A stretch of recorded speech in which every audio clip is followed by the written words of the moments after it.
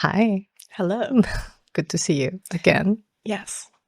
So the last time that we saw each other was when I released Slay, and then we went on a tour together, I think, in London for the premiere and in Paris as well. I don't think we've met since then in person. Other than over the last few days, yeah. Exactly.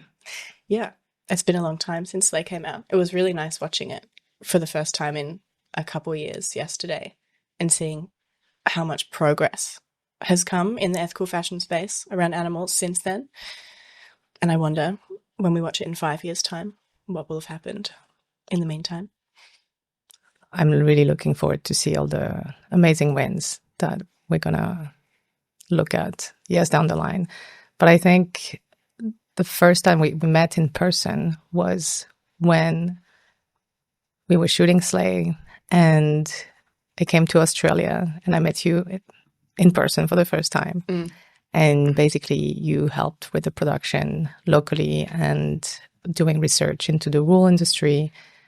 And that also escalated into joining an open rescue and rescuing an orphan lamb, Foggy. And I think, yeah, so at the time, collective fashion justice didn't actually exist. I was just wanting to get more and more into specializing my animal rights activism into the fashion industry, but I was still working for a different charity at the time. And being a part of Slay was definitely a catalyst also for realizing more and more that it was worthwhile me continuing to focus in on fashion, and that there still is so little attention on the animals who are exploited in the fashion industry, so much misunderstanding about the ways that different animals are. Like, you know, we talk about fur soon, but whether or not it's been banned, there's been progress, people understand fur as an animal rights issue. For species like sheep and sheep like Foggy, so many people just don't even realize that there's a problem at all. And even will assume that I might still wear wool because there's a justifiable way to do it. You can do it in a way that actually helps the sheep, when it's really not the case. And I want to get into Wool and Foggy's story later, but I think for people who don't know you, yes, can you just share a little bit your background? Because you were modeling and that was your entry into fashion. And then that really changed the course of, you changed the course of your life, and that did change also your modeling career. And now you are advocating for the total ethics fashion system. Yes. So to be overly formal, hello, I'm Emma Hakansson. And now I'm the founding director of Collective Fashion Justice, and we're a charity, and we're trying to make the fashion industry put people, animals, and the planet ahead of profit. But we really do that by focusing on animal-derived materials and moving beyond them, as well as fossil fuel counterparts to them, because it's where all three of those groups are consistently harmed. And so often talk of ethical fashion, sustainable fashion just completely ignores the animal component that is so important and fundamental to having an approach to fashion that is genuinely rooted in opposing any kind of harm or oppression. And yes, I got into the fashion space originally without any kind of ethical concern. I just was someone who loved fashion. And as a teenager, thought that the best way to get into the industry would be to model and then maybe become a creative over time, blah, blah, blah. But that coincided with me starting to think more about animals as individuals. And so all of a sudden, the fact that I was being paid to wear fur coats and so much leather and so much wool started to become very, very uncomfortable for me. And so I started to say, I won't wear animal-derived materials. I also started saying I won't wear things from like fast fashion, sweatshops, that kind of thing. And eventually that meant that one of my modeling agents just dropped me, because they were like, you're basically too hard to make money from if you're not going to do all of these jobs that we want you to have. That was a bit of a panic at first, but then I started to model specifically for brands that were doing more responsible things, only using animal-free materials. I started a creative agency to work with them, but over time that meant that brands would come to us wanting to work with me, but they didn't meet my ethical standard yet. And so I'd consult with them, help them find new materials like pineapple leaf leather, that kind of thing. And then eventually I was like, oh, this is cool, but I don't want to just help sell more stuff. I want to change the system. And that's how I ended up with Collective Fashion Justice, because there's so much systemic change that needs to be done. And then we met. Yeah. I feel like there is such a blind spot in fashion, even to this day. But now things are getting a little bit better thanks to your work, thanks to, I guess, the work of course, of other people as well. And I think that Slay was generally a catalyst as well for the fashion industry to take a reality check. Because this blind spot is, we're not talking about animals when it comes to sustainable fashion, ethical fashion. Animals have been left out of the conversation entirely. Even people who mean well and talk about fast fashion and workers, I feel like they also completely forget or dismiss the suffering of leather tannery workers, for instance. Because if you talk about leather tannery workers, you have to talk about tanneries, you have to talk about skins, you have to talk about animals. And so I think, how do you see this evolving? Like, do you feel like this is a conversation now compared to a few years back that is becoming more and more mainstream in a way? I think definitely. I remember soon after Slay came out, I had a meeting with a very big sustainable fashion organization that I wanted to collaborate with. And someone in this meeting literally referred to me as like an animal rights terrorist because at the end of Slay, we rescue a lamb and we refer to it as helping someone to be free, but the law refers to it as theft and burglary. We don't think that an individual can be property, so we don't care. But in that context, that was the label I got, and I was like, oh, this collaboration might be a little difficult if that's how they feel. But now some people in the fashion industry maybe still think that I'm extreme, but know that they have to speak to me because we've pushed ourselves in enough. And overall, also, I think like the Overton window and the window of acceptability has changed and people are interested in that. And, you know, I've written some books on fashion that are more not soft, but written in a careful way for the fashion industry to be like slowly welcomed into the idea of considering animals. And then I have another that is, I would say, more radical. And now the more radical one is being talked about more. So I think it is shifting. It was also like the first time I went to the Global Fashion Summit was in 2023. And I counted every single time animals were mentioned across this multi-day conference, all about ethical fashion, sustainable fashion. And I think it was like 7 times for a total of like 25 words. So basically they did not exist in the conversation. And the next year I was like, hey, I could maybe help change that. And there was a whole panel discussion about leather and about ethics. And we had this exhibition with photos of animals that were rescued and me wearing animal-free materials next to them. And I think more and more, even if the conversation is not where I want it to be, the conversation is there and people are more understanding of the fact that like something has to change. And behind closed doors, I think a lot of the conversations in the industry, even if they don't want it to be true, they know that we're going in the direction of people do not accept nearly as much as they used to that we oppress animals at such an extreme degree. And the certain species that we no longer accept, like I was talking the other day about, Hermes used to have beluga whale and elephant skin bags. Everyone today would think that's absurd, but they still have crocodile skin, fox skin, and fur, calf skin, etc. We're just over time realizing that it's inconsistent to care sometimes and not other times. Let's talk about that event that labeled you as an animal terrorist, and I guess myself as well in the loop, like as a very radical person. Maybe like a quick word about wool, about what's winter lambing, what's bad about wool, but like real quick. Yeah, okay. Why we don't love wool in 30 seconds or less. Wool industry is a slaughter industry. Sheep are either killed when they're like 6 to 9 months old or halfway into their natural lifespan of about 12 years because you get profit from the skin, from the wool, and from the meat. It's all the same slaughterhouse supply chain that you profit from. There's processes like cutting the tails off without any pain relief that's legal.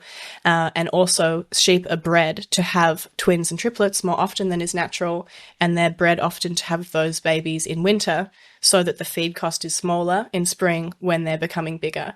And that means in Australia, where most wool is produced for the world, 10 to 15 million newborn lambs die in the first 48 hours of their life from hypothermia, exposure, neglect. And so when I learned these numbers, of course, I trusted the source and the activist, and it had been also in the public domain. There was some news report about that. Yet, when we set on the mission to say, okay, we're going to join this person doing open rescues, meaning that she's showing her face and crossing the fences, going out and finding these orphan lambs that are left to die. I knew on some level that, of course, this is the reality of what's happening, but I didn't think that we would find lambs, and especially not right away. We literally crossed the fence and there were immediately dead lambs and lambs that needed help. And Foggy walked to us 20 minutes in. We were not even walking for 20 minutes in these very wide open large paddocks when we heard him and located him and then picked him up from the floor, and he was really, really cold. For me, there's the knowing the number and the statistics and then tying it to the story of one individual. And that's what happened that day, because even though I knew what to expect, you still don't expect really to see it in the flesh like that, I think, for the first time. And that was wild to me, this whole experience. And then I remember we picked him up and then we kept looking for other lambs. And that day we only found dead ones that we couldn't reach in time. There's one thing that I didn't put in the film just because it's so hard. When you make a film, you have to edit and choose and, kill your darlings and everything. But one thing that was mentioned to us by the rescuer was that oftentimes you find dead lambs around trees. And that's because it's so cold in the Australian winter, yet by the trees, the roots generate a little bit of warmth. And so the little lambs just go under trees to try to feel warmer. And that fact was so heartbreaking. And yes, indeed, we found their little bodies around the trees. And that's, for me, that's really an experience that changed my life entirely. I think it's a reminder of, such vulnerable individuals, but still trying their best to live and survive in a system that views them as commodities and has no real interest. And part of it is that, some might say, what's the economic viability of having so many lambs die? Why would the wool industry accept that? But it's just factored in that it's better for them to have the reduced feed costs and the twins and triplets, knowing a lot of them will die. Ultimately, it's going to be more profit for them.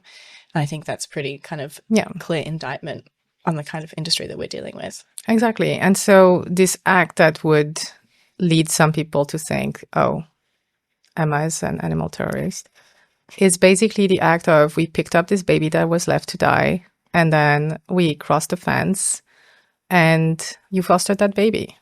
Like a baby lamb that was left to die all through the night, he was my child.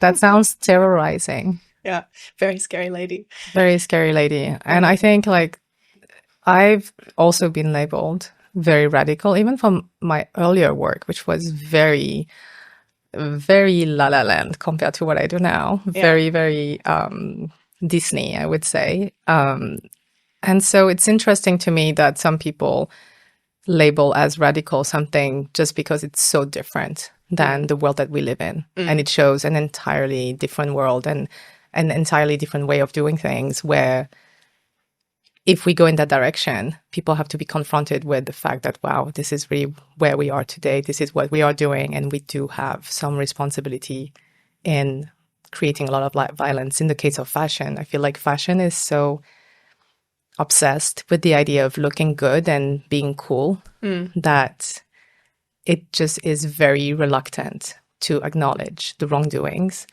And you were saying earlier how behind closed doors, brands know that this is a direction. And I have to say, the reception of Slay was very much like that. Brands did not engage with me directly. So I'm glad that you had collective fashion justice at that moment, because it was perfect. But no brands came and talked to me. Oh, no. No. But I knew that they were watching the film. I knew there was some discussion. So that was interesting. Definitely. One of the things that changed as well since the film released is there's been a drastic drop in fur production. Great. And this is really thanks to, I think, a lot of people, a lot of efforts. I have to credit, honestly, pressure campaigns, your work, the work of so many people. And it's taken so much effort. And all this effort as well and the results that we have today, I really want to acknowledge as well that this is only possible because of the decades of work by other activists before us. We are really standing on the shoulders of giants, even if it sounds a bit cheesy. Like, I feel like this is so true in the case of fur. And the only reason why we can see a fur-free world in the horizon, even if it seems distant, but we can see it, is because of relentless work of people over decades. Even over like a century. Yeah. And I think, you know, we have helped Copenhagen, London, New York Fashion Week are all fur-free, but also some are wild animal skin-free. Copenhagen Fashion Week is also feather-free. And I think that's a really interesting kind of next step, because for all of those materials, it's animals who are killed specifically and exclusively for fashion. And that shows the inconsistency. Like Donatella Versace, when she banned fur, said, it doesn't feel right for me to kill animals for fashion. But Versace still does that to different species. And, you know, if you have banned fur, it makes sense to ban crocodile skin, ostrich skin, because it's the same thing. You're killing animals for fashion. But then brands will ban something like ostrich skin and still use ostrich feathers, not realizing that those feathers come from the exact same slaughterhouse. Those birds are killed specifically and exclusively for fashion. And a lot of brands now are actually using ostrich feathers as though they're an alternative to fur, when it's the same injustice, just a different species being dealt with. And that's why I think it's really important and interesting for us to talk about speciesism and not just this specific material or system is bad. And I also do think that's when we talk about leather. Yeah, right. But before we talk about leather, why do you think people are so not even thinking about feathers? Is it because, I don't know, you walk in the street and you find like a feather, like because some birds drop some feathers sometimes, and we just have this in the subconscious level, like, oh, nobody is killing for feathers? I think to a degree there's an even higher level of ignorance than that. We did surveying in the UK and other parts of the world where we showed a picture of a dress that had ostrich feather like cuffs and decoration, and the vast majority of people assumed that it was fluff made from like faux fur or some plant material or something else. Only 12% of people actually were like, those are feathers. So a lot of the consumption is just completely without consideration, which is a bit grim, but in a way I also view it as hopeful, because it means people aren't actively seeking out something that comes from harming these birds. And if we can get brands to swap and understand that, it doesn't need to change things. Yeah, so would you say feathers, ostrich feathers, are the new fur? Yeah, we have a report that's called Feathers of the New Fur, because it totally is just moving that way. And we have to not let the harm just keep moving to new victims, but actually cut it out entirely. Yeah. Leather is really, I would say, my biggest nemesis in fashion. Yeah. And not just leather, which is animal skin, as what we call a material, which it is not. For me, I don't consider skins a material, even though they are used like that. But the industry itself, it's a very, very aggressive industry. I would have to say, out of all the industries, but I mean, specifically Slay really talks about fur, leather, and wool. Leather has been so aggressive. Like, people from leather, people defending leather. Every time I make a so strong. The lobbying groups are strong, but also I'm surprised that they feel so threatened by little me and my little film, right? I feel like every time I make a post on LinkedIn, I get so much haters from the leather industry. And what's funny to me as well is that people come and try to educate me and tell me, oh, you should get educated, when in fact I have investigated that industry for multiple years. I've been in India, we investigated in Brazil, we investigated in Italy, in tanneries that supply leather tanning process for the luxury brands and everything. And so I feel like I know a little bit about that. But I think the biggest thing is, number one, the biggest myth that people always bring up is that leather, we eat meat. We live in a meat-eating world. So we're just doing everybody a favor by using the skins. We're being like not wasteful. There's this idea that so long as we're eating meat, we should also use the skins, and fundamentally won't change anything about the meat industry for us to do that, because otherwise they're just going to be discarded. But the leather industry doesn't exist as some form of like sustainable charity. It exists because it is an industry worth hundreds of billions of dollars. And every time a slaughterhouse sells the skins, they have a lot of profit that comes from that. There's reports of individual slaughterhouses who, when the skin sales reduce because there's an increase in the alternative materials, they lose so many millions of dollars. The Leather and Hide Council of America, which is a lobbying group, has reports that show that if they could increase the price of the skins, they would raise more animals because they'd be able to with more income. And so at the very least, even if the skins are not like the primary product or the primary form of profit that comes from the killing of a cow, it's like a massive subsidy on the meat industry and on those slaughterhouses. And when that subsidy is taken away, it will force the industry to shrink in size, which will save lives and also benefit the environment. So that whole argument doesn't make sense. And when you go to the luxury sector, it's even more true, because calf skins are normally the most profitable part of the killing of calves as compared to the rest of their body and how it's used. And there are some brands that are specifically raising cows for fashion, and those calves are kept inside their whole life because they want to make sure that the skin is entirely free of blemishes. Yeah. No, that's crazy to me. And I think on a cultural level as well, I find it so wild that we are sending people to space, that we have AI, and we're still walking around with animal skins. And it's one of these things that is so backward and outdated. Yet the leather industry says that the skins are not that profitable, that, you know, they're not making money with the skins. And I think people need to understand that the meat industry itself, it is an industry of mass scale with small margin.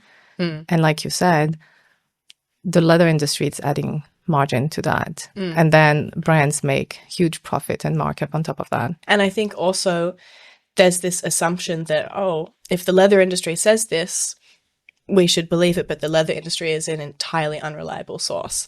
And the leather industry that positions itself as really interested in sustainability is doing very much the opposite behind closed doors. They have lobbying groups that go to the European Commission and have actively fought against climate legislation, against deforestation legislation. They have gone to COP, the Conference of the Parties all about climate, and tried to advocate that methane emissions, which are much stronger than carbon emissions in the short term, and leather has the largest methane impact of any material. They've tried to go in and say that methane actually doesn't work the way we think it does, and tried to change science just so that they can get away with it more. So it's really important that we don't consider that industry a reliable narrator at all, including when they try to frame themselves as the producer of a natural material as compared to synthetic leather. Firstly, because it's a false binary. Like, we don't just have to choose between synthetic leather and animal skins. There are a lot of other materials that we can choose. There are biomaterials that we can invest in. But a huge amount of leather is coated in plastic, but labeling laws mean that the industry don't have to tell you that. And the tanning process means that leather is not biodegradable once it has become leather instead of a skin that would rot on you. Has a higher climate impact, worse land impact, biodiversity impact. It's just simply not a sustainable material. No, it's not. And I would even say that not only it's not a sustainable material, it is a violent material. Totally. And I think that's something that I've been trying to educate people about, is that violence is not sustainable. If you cannot see the process of making leather from beginning to end, I cannot put it in the film. It was so graphic. It is so graphic. It's the reality of the industry. And so they always try to displace the debate and talk about plastic instead of really addressing of what they are really doing. And one thing that I would say frustrates me about fashion industry and the brands is that they evade all responsibility. They always hide behind the meat industry. They say, well, no, you know, like, we're not responsible for that. We're not responsible for the killing. But it is, for me, they are an accomplice. It's like you say, oh, I didn't kill that guy. Like, my friend killed that guy. I just took the skin. And I also asked him and paid him for it. Yeah, exactly. Like, I just wanted that skin. Yeah. And I paid it. I didn't pay it a lot. Well, you're still an accomplice. Yeah. No, it doesn't make sense. And I think you're right. Like, so much of the discussion focuses on sustainability because the industry is aware that they have nothing to stand on when it comes to the ethical discussion. They can talk about, is it a byproduct or a co-product, but ultimately someone had to be killed in order for you to wear their skin. If that becomes something that the public is genuinely more conscious of, because people know, but there's a difference between knowing and actually connecting to and thinking about something, the industry would be forced to change. And it is starting to, just very, very slowly. Yeah, and they have to, because I think people are becoming more educated. There's also no strong attachment to leather as such. The only attachment we have, and what I think I see, is that it is a very, very profitable product. Like, leather goods are highly profitable for brands. And so, of course, all the brands are really scared, I guess, of rocking that boat because, you know, maybe they think that culture is not ready. But I really believe that that's not the case. Like, people, there's been actually surveys even in China where people would say, oh, if there is an alternative that is kind to animals and better for the planet, I have no issue ditching leather. And maybe that's why they feel so threatened and they feel so triggered whenever we address the violence of their industry and the reality of their industry. And often brands will say to me, like, we're still working on the durability, we're still working on this. It's like, okay, but if you acknowledge that this was a critical issue and injustice, you would put a lot more resources into fixing whatever barriers you felt were in the way of making that change. But there's just not enough willpower and determination yet when there should be, because I really do think we'll look back on this the same way we look back on past injustices to animals and be appalled that so many people justified based on profit and based on issues like, oh, this material is a bit softer than the other one. When we're talking about someone's skin, it just will not be acceptable, and people in the future will not look upon a lot of the fashion industry kindly. Exactly. And I remember when Slay was released, within 3 days, and it released on Waterbear, which is not a big platform by any means. And within 3 days, Waterbear legal team got contacted by a leather lobby group at the UN, threatening them to, they wanted the film to be deplatformed because we had made a statement based on their data. And yes, their logo was used. And they were really, really upset about crediting them for their work. Exactly. Like, this is your data and this is the source of your data. And here is the logo from the source. And they were very upset. This was the only thing, I guess, they could find because they come through. And once again, when people tell me, oh, like, let's get educated, like, let me tell you, like, how much fact checking went into Slay and how it was just reviewed by lawyers. And there's a reason why they couldn't sue anything or they couldn't debunk anything. Nobody has made a debunk of Slay. The industry could have easily done that. They've never even tried because it is sourced, and not just from independent sources, but government sources as well, right? And I remember that moment because I thought, wow, like, we're just releasing on a small platform. They're watching within 3 days of release, and they want to deplatform the film. So what we ended up doing is just uploading a new film file. We removed our logo because I didn't want to have this big fight straight off the bat. And we never deplatformed the film, which was the most important thing.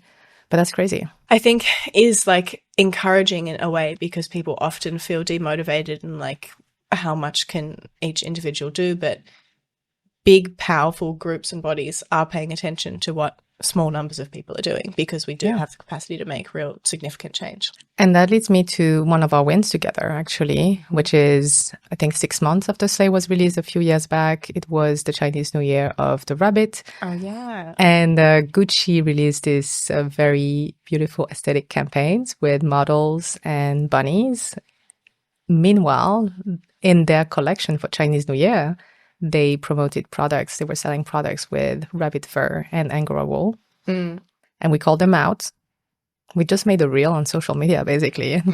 We didn't have big accounts by any means. I still don't have big accounts. But it picked up by big fashion outlets. And Business of Fashion that linked, even like a LinkedIn post that I made. And within days, they pulled the Kering group that owns Gucci and Saint Laurent and Bottega Veneta and other brands. They pulled these products, and then a few months later, they just stopped using Angora wool and rabbit fur. And I love this example because people don't know that rabbits are not covered by fur-free policies. At that time, caring was already fur-free. And it's that the definition of fur that they had was that it had to be fur attached to skin. And so if you shear the fur off an animal who has been killed, or you pull it out of the skin of an animal who's alive, then they could say, oh, it's not fur, when of course it is. It's crazy. just such a ridiculous linguistic issue. And so that loophole got pointed out and removed. And I love that because that just goes to show, like I said, that you don't need to be a massive organization and have massive means to make a difference. And I really want people to take that away from with them. One of the things that was a bit difficult for me is that when you make a film, you cannot cover every single topic. And one of the things that I really wanted to touch on was exotic skins, what we call exotic skins, which is essentially crocodile, snake skin, and ostrich, but namely like reptiles. And I just couldn't do it because in order to create a story and an arc narrative and just, you know, we are exposing 3 industries, 7 countries, talking about human rights, environmental impact plus animal rights to an audience that has not been exposed to that before. It's a lot of information and it's also an emotional journey. So I could not bring exotic skins into that. But can we talk about the fact that groups like LVMH or the brand Hermes owns factory farms with crocodiles in Australia and in other places? We call them wild animal skins because that's what they are. And this like exotic label is one that the fashion industry's made. They also now sometimes refer to them as precious skins to try to make them sound, you know, but crocodile skin, snake skin are probably the most commonly used. These are bags that are sold for tens, if not hundreds of thousands of dollars. And for crocodile skin, a lot of them come from Australia. And in Australia, it was not that long ago that crocodiles were nearly extinct because of the fashion industry, even though they had lived there for like 100 million years before that. Basically, they were protected and then the industry lobbied to be allowed to farm crocodiles in cages. And now there are more crocodiles in cages and concrete pits owned by the likes of Hermes than live in their natural habitat in Australia. Crocodiles can live to be 70 years old, but they're killed when they're about 2 or 3 years old. And they spend their entire life before that in a cage where legally the cage can actually be shorter than the length of the crocodile's body. So imagine the kind of life that animal is living when they're used to swimming and being like apex predators that are so powerful and fast and incredible. A lot of this is greenwashed and ethics washed so much because then a brand like Hermes or Louis Vuitton says we follow the legal, ethical, and animal welfare requirements. And we know that the IUCN says that this is sustainable and we can conserve the species and we're actually helping the species. But there's so much kind of manipulation because the fashion industry is everywhere and very powerful. Like the crocodile specialist group at the IUCN, which is like the United Nations of wildlife. It's the body that helps to decide if an animal is considered endangered or not. The chair of the crocodile group from the beginning of the group until very recently was a man who owns Crocodile Factory Farm in Australia that supplies the luxury fashion groups. Of course. And then the luxury fashion groups supply funding to him, and he's no longer the chair, but the person who's now the chair works at the Crocodile Factory Farm as well. And so, of course, then these brands can make it seem like they're doing something really responsible because they have been able to control the entire system. I'm really interested, and we have work coming out at the moment in trying to show just how manipulated it is and how untrue it all is. Why do you think, I mean, I don't know, like, why is the world like this? Why is the world like this? Why do people even care? Like, you have to be such an empty person to think that a crocodile skin makes you look like badass because whatever, like you didn't skin the crocodile yourself. Plus, you're just exploiting and killing an animal that is in a cage in a very, very violent manner. Like, there's nothing that is about it that is glamorous or strong or I don't know. It's a very archaic, barbaric old thing. I think it's this inherited idea that if I wear a crocodile skin. It shows that I'm luxurious and I have money and I have this, and people want to signal that with their fashion. But no one has ever stopped to consider, like, why did we decide that was true? And there's no reason for it to be true. And the brands often will put the kind of problem onto the consumer and say, oh, but they ask for it and they want it. But the fashion industry has always controlled and told the world what is desirable and what is fashionable. So they can very easily just say, this is no longer that. And that's outdated. And that is not something that we find appealing and want to promote. No, exactly. Like I said, I feel like everyone in the fashion industry is evading responsibility, right? It's like people who consume it, it's just self-expression. I do what I want. The brands are like, this is what consumers want. And the industry is just supplying the skins. And then nobody even realize, like, everybody's talking about freedom of choice, but nobody ever questions how animals don't have any freedom and don't have any choice in that. And it's an argument that no one would accept being used consistently. It's, you know, there are so many things that we have made illegal that people maybe at the time wanted or justified. You know, we've made, there's still problems in the fashion industry, massively so, but child slavery and child labor and all these things that we used to go like, that's just kind of a part of the system and what are we supposed to do? It's the same argument that just doesn't stack up. It's not sensible. We're in control of how we set up our society.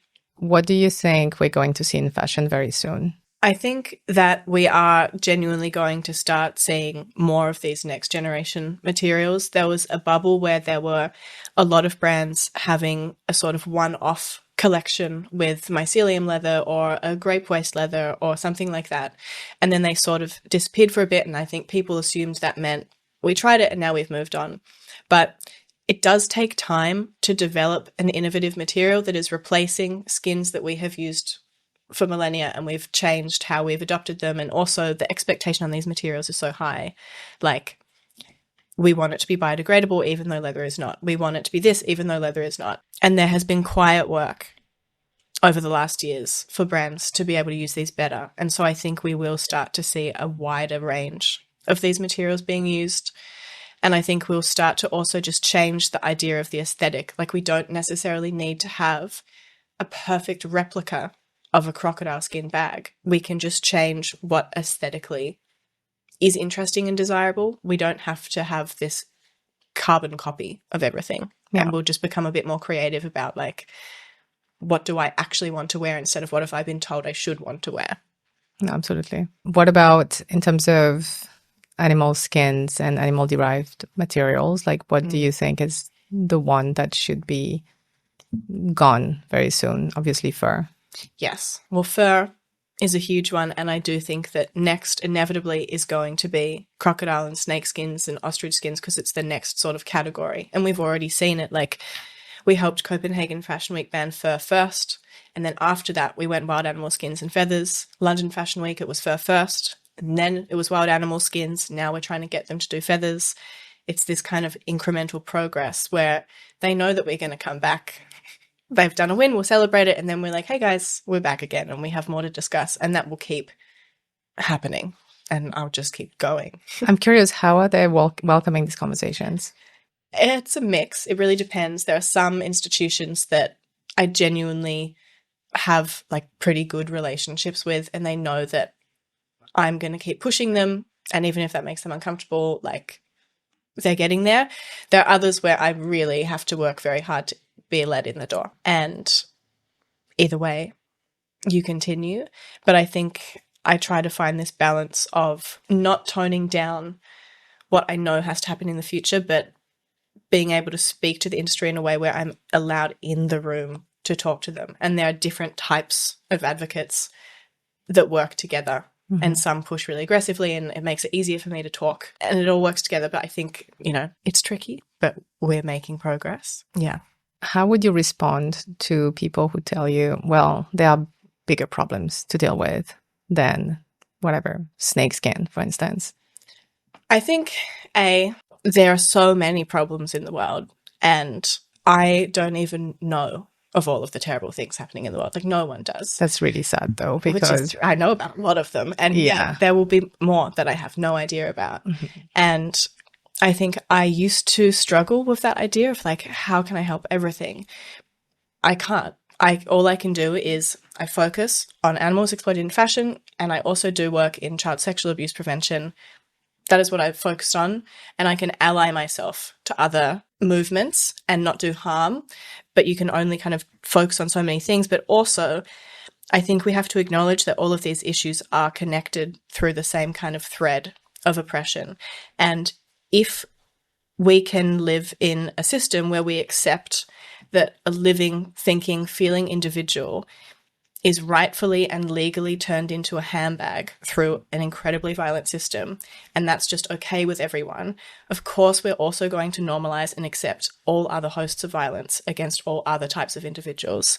Like, I view my work in child abuse prevention and in animal rights as super connected, and I actually borrow and use the language from those two movements with each other, and I talk about autonomy and someone's right to their body and all of these things, and it is completely the same in my head. And so if someone says, like, there's bigger things, I welcome people to choose their own issue and see how it connects to the others, because we're all hopefully working towards this same vision where genuinely everyone is viewed as an individual rather than a commodity. They have their right to their own life and to their own way of living, not being viewed as existing for the purpose or pleasure or benefit of someone else. So even within the animal rights movement, there is this tendency to really focus on the big numbers, like the food industry, and this is really critical. But at the same time, we can't ignore the suffering of, again, the snakes that are just skinned for whatever, wallets and shoes.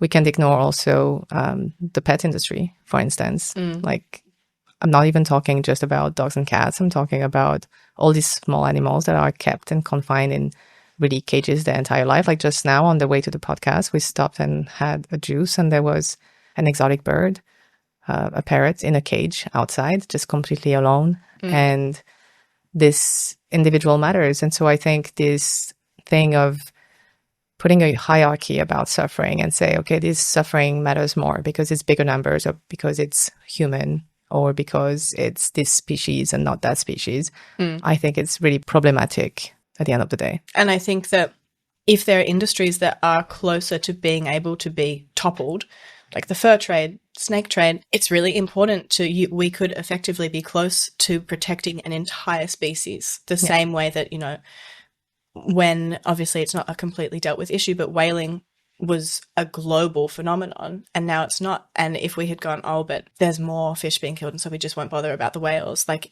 both are important, but it is important to acknowledge we have a legitimate chance of ending the exploitation of this particular species. Why would we not? And in doing that, we also then show the global population that there is a genuine path forward to changing other things, and it builds momentum so that we get the next win and the next win and the next win.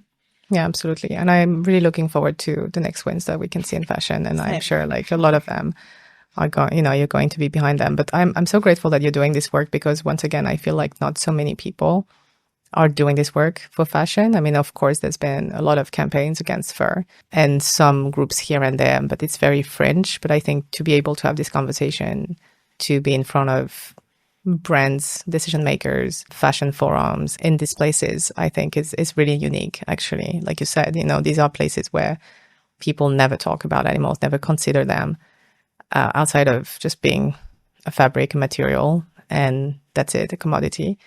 And so I think it's really, really important that you do that to change our culture. No, and I'm so happy, like, Slay was such a huge catalyst for collective fashion justice being known and being able to expand to where it has now. Like, the organization's only 5 years old, and I don't think I could have imagined that we'd be doing and having made the impact we have now. So I'm very hopeful for in another 5 years what we'll have done. That's great. I remember when you asked me when I was about to release Slay, you're like, hey, so by the way, what do you want to do? Like, are you going to create like a charity or something? I'm like, no, I want to move on.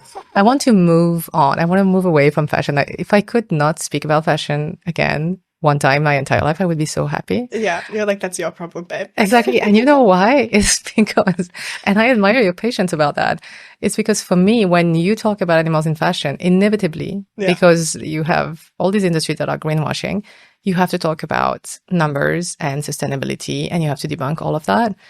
And I just don't want to talk about that because I feel like even if these numbers added up and were true, we should still not kill.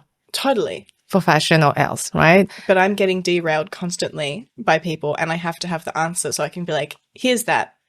Anyway, as I was saying, and then continue. Yes. And I think you have to have so much resilience and patience. And also you have to be so knowledgeable, across an array of subjects, which people maybe don't realize. Because in order for your discourse to be taken seriously in fashion, you have to talk about that.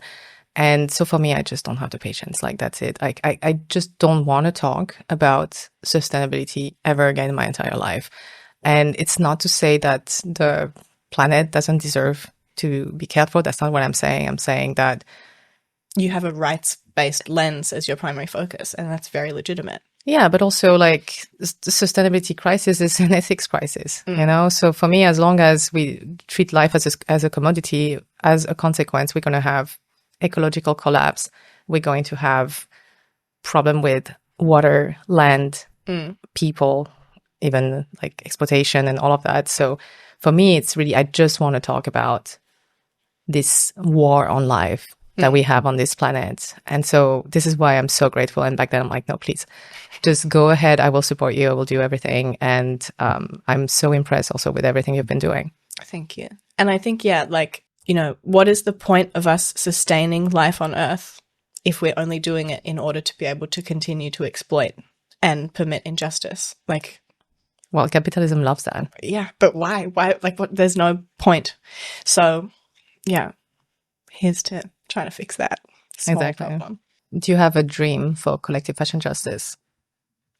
I guess really, I hope, I'm not delusional. I don't think that there's going to be a fashion industry that doesn't exploit a single animal by the time that I've retired. I don't think that's going to happen, but I know that in my lifetime, we will see that, fur basically is non-existent in the industry. The use of wild animal skins will be heading much more towards that way. And I really do think we'll see leather in the way that we see fur now. I think that the dial will have moved dramatically, and my hope is that I can contribute as much as I can to that changing. And then at some point it will be my time's up and I'll be dead, but other people will continue it, and I do think it will get done. That's the goal. And I think that's a great way to end this. Thanks. Thank you.